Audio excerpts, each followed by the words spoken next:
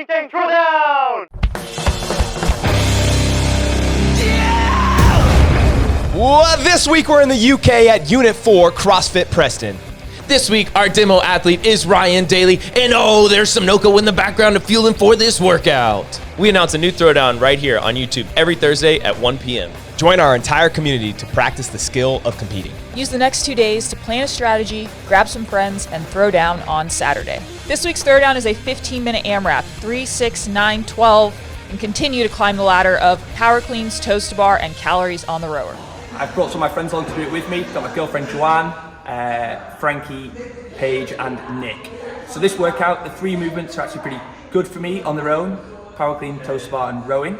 But my weakness is my grip. So all piled together, grip's gonna become a bit of a problem. So strategically, I'm gonna try and limit how much my grip's getting used. So that means singles on the power cleans, short, sharp sets on the toes to bar, and then the row. I don't think the row pace makes too much difference. It's more about the time to first calorie. So going to push the transitions, especially in the early rounds. And let's see what goes on. Let's see it.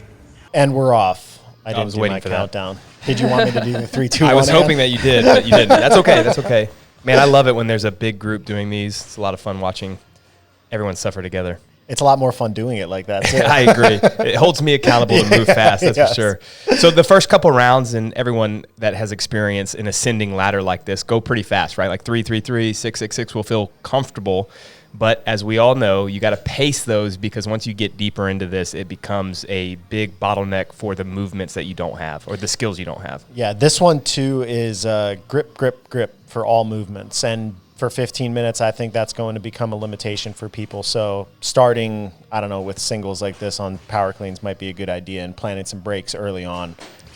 It'll get nasty. Yeah, I think even though it starts with small sets, I mean, maybe the 3 and 6 you could do touch and go, but I don't even know if that would help overall at all. Yeah, I think you'd almost be better off just staying with the singles early, and if you want to, rowing a little bit faster to make up that time in the earlier sets. Yeah, the biggest you separation. can go hard on those first 3 cal row. Yeah. The biggest separation in this workout will come in the row for higher level athletes, because they're going to be moving pretty fast in the barbell and the toe to bar. Maybe for an intermediate level athlete, it'll be the toe to bar. Can they hold on to bigger sets, or just go fast with smaller sets? That by the time you get to 12 and 15 will be pretty challenging. Yeah, I mean, go ahead, Mia. I have a thought. Give it. So we don't have a floor plan here. Some of the qualifiers going on now, like Fittest of the Coast, which might be over by the time this video comes out, doesn't have a floor plan. The Open has had floor plans in the past. I think this past year it did not. Am I correct on that? It didn't. So I would definitely take that into consideration in a workout like this, when there's a lot of transitions, where even if the transitions are going to slow down after, say, the round of 9, you could build 15 to 20 seconds by quick transitions in those earlier sets by setting up your equipment a little bit closer. So I would say probably scoot the rower closer to the bar, to the pull-up bar, or scoot everything closer to the pull-up bar here. Yeah, I mean, if you are allowed to, probably the best strategy would almost have your rower underneath the pull-up bar, where you're stepping out, doing the power cleans, and then your feet just aren't hitting the bar where you have it set up. But I think trying to get those transitions almost to be like a foot would be if you're like, this is, again, it's only if you're really trying to optimize and you're already elite. If you're going to be failing in the sets of 10, 12 toes to bar and need to be breaking up, then maybe the longer transition just aren't going to matter to your score.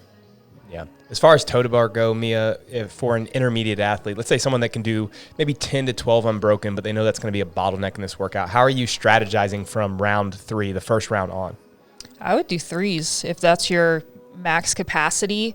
Because the thing about breaking up toes to bar is you can make that break really quick when you still feel good, and it still helps relieve your grip and relieve your shoulders. And then as you get more fatigued, just increase the rest in between 3s a little bit in order to keep moving. But I would just break it up right away into 3s. The girl, we don't know who it is name-wise, but the girl in the green is actually doing that. She's doing 3, and then she dropped real quick, turned around, and jumped up and did another 3. And I think that's a good way to do it. Obviously, her transition is the longest one, so maybe that would be closer. But I think that was a really good illustration of what Mia was just talking about. Yeah, and honestly, I think even for higher level athletes, something like threes in a workout like this can work really well. If you think back, for those that have been in the sport for a while, in 2014, we had the 7-minute AMRAP of power clean and jerks and toe to bar, and some of the best scores in the world. The guys and girls just did threes on the toe to bar the whole time and singles on the clean and jerks, and they had like outrageously good scores because their rest times were super, super short.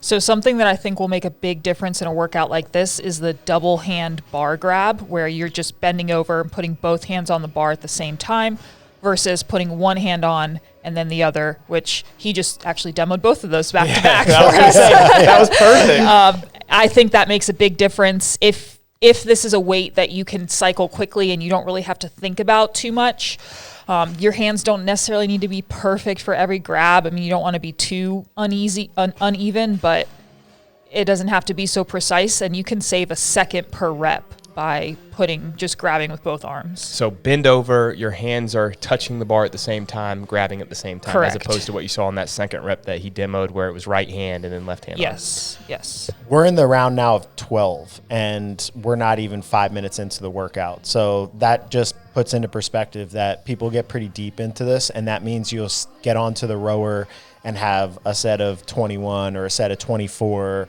and have to do that same amount of number of toes to bar after going through a bunch of work. So I think the cleans. I think the cleans are going to they'll compound. they'll add up. I don't know. Maybe that's my bias coming out, that I think of those as being less of a limiter and think of it as like a big dense toes to bar set or a big row set are probably the biggest limiters, but that's probably because I just move the barbell more comfortably than my body.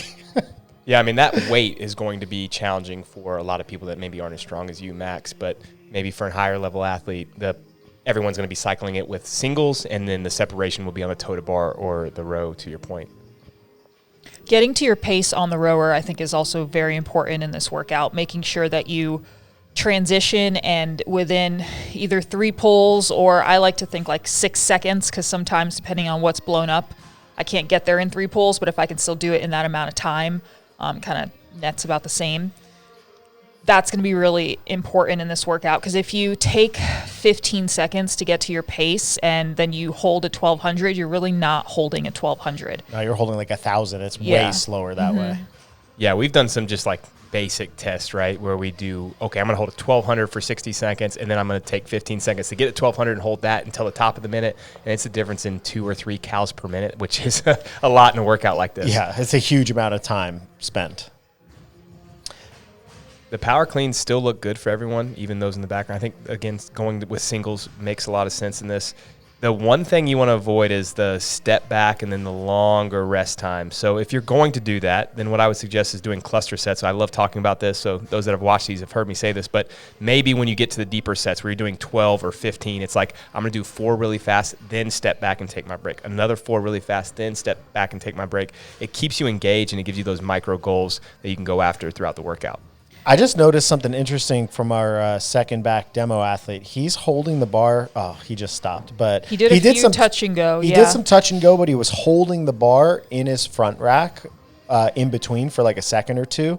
I don't think I would ever use that strategy. I'm trying to think of if there are ways to make that better, like if you didn't want to start the rep from the ground. But I think that's a lot of extra energy if you can't touch and go through the whole set. And it's also then not faster. You'd just be better off cleaning it, dropping it, leaving it on the floor until you're ready to do the next rep. It might save a little bit in terms of your heart rate and just blood pressure of holding the weight on you. Yeah, I could see some, particularly females, because I feel like females' grips don't blow up as bad on this weight as men's do, maybe starting each set with a set of touch and go and then going to singles. But I would not try to touch and go at the end, because then you're going to have to just take a rest break before the toes to bar. So if you really think that touch and going some reps is a good strategy for you, make it the front half of your, or at the front of your barbell set versus at the end. And yeah, I would try to not pause. Yeah. Something to notice too, I think all of them are doing a pretty good job of this. Stroke rate on a row like this, if you increase your stroke rate and go shorter pulls, which sometimes can be effective if you're in a CrossFit workout and you're just trying to go fast without blowing up your hips, for example, you then increase the number of reps on your hands and on your grip. So this kind of slower stroke rate that they're kind of going into can be a more efficient strategy for people than trying to keep the row fast with faster arms, just if your grip is already blown up. Just something to take into consideration. And either way, make sure that you're really focusing on your leg drive during the row and not getting an early arm bend or pulling too much. I mean, that's just basic rowing, but especially in this workout where everything else is grip, you want to not add extra bicep tension into that row. Yeah, one of the downsides to rowing slower that I've seen is people grip the handle really hard to pull harder. So you just got to be aware of that too. I always tell people to have soft hands.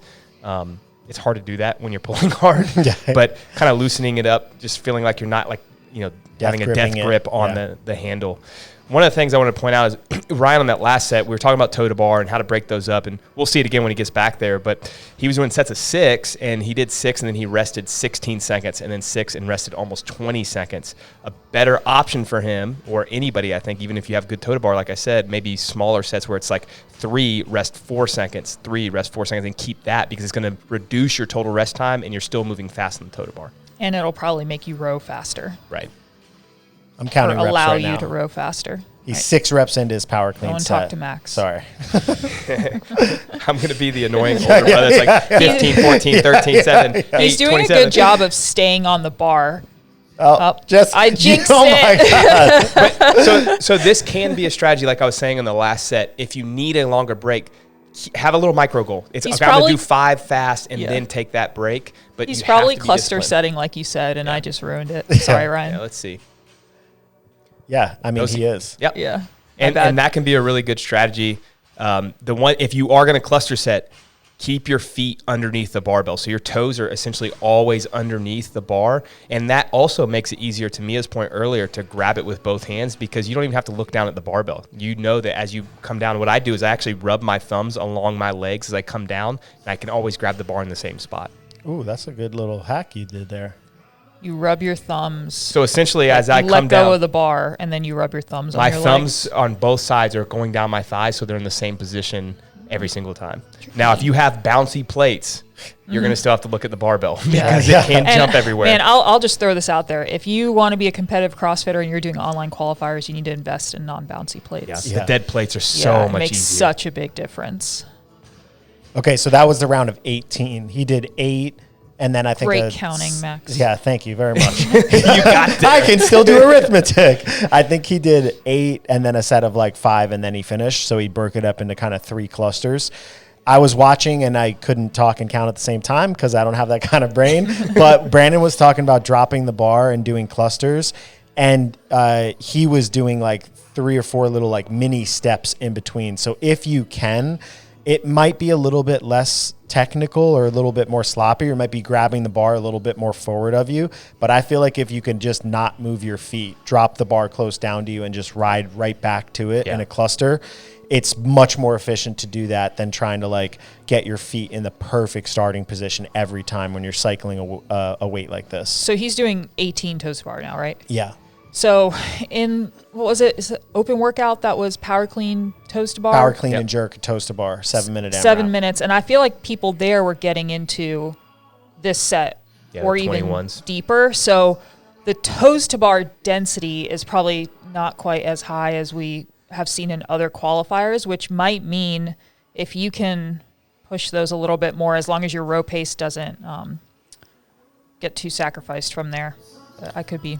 Yeah, it does seem like there's kind of separation on each one of the implements in this For type sure. of a format. So you got to really know yourself as an athlete. Are you somebody who's maybe big and powerful, who can take advantage of your row pace and your power cleans, and maybe you need a little bit more breaks on toes to bar? Or if you're more of a gymnasty type person, you might have to be trying to go unbroken toes to bar sets and then fast transitions and just staying on it as best you can, knowing you might be losing a little bit of time on both the other implements. Yeah, I think the only thing people need to be aware of is they can't just take advantage of their strength at the detriment of the other movement. So in other words, I'm really good at toe to bar, so I'm going to do them unbroken. But to Mia's point, now my row drops 200 cals per hour. Yeah. It'd be better to take a break and keep it at a decent pace on the row, even if you're not great at it. So just keep that in mind. And when you're writing your strategies out, look at each one and how they compound, because the fatigue over 15 minutes is pretty high.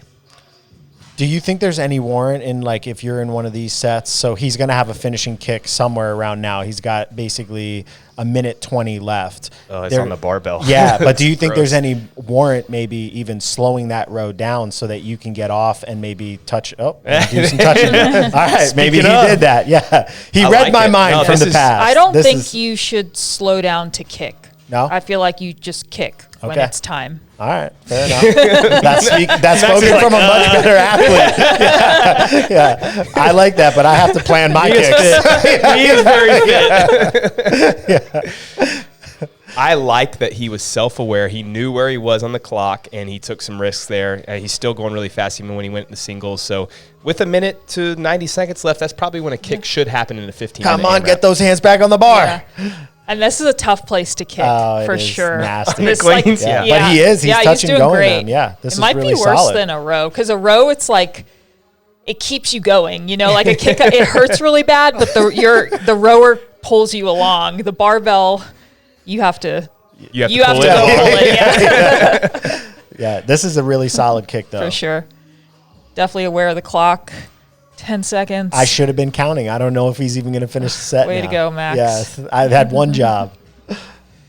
I like that he took a risk with touch and go at the beginning, though. I think that's worth it with the barbell. Yeah, for sure. Oh, I thought he was about to just fall to the ground and flop. That was a very graceful drop to the knee and roll. Well done. Thank you, guys. Well, that wasn't as grippy as I thought it was going to be. Also, probably didn't get as far as I thought. I thought maybe the further into the 21s would have been possible, but if I were to do it again, I'd probably push the pace in the early rounds, because I don't think the grip could blow up as much. If you did do some more touch and go cleans in the earlier rounds, I tried to kick at the end there to catch Nick. Probably needed another minute or so, but I think most of us were in either getting to or in the round of 21. So good luck, guys. Get after it. It's a wrap, you know what I'm saying? Your boy Project Ttt in this thing, man. Hey, look, man, thank y'all for watching Training Think Tank's YouTube channel. Y'all hit that motherfucking subscribe button, you know what I'm saying? So y'all go ahead, man. Thank y'all for watching the channel, you know what I'm saying? Hit that motherfucking subscribe button, let it be known, what it be known, what it be known, you know what I'm saying? Ttt.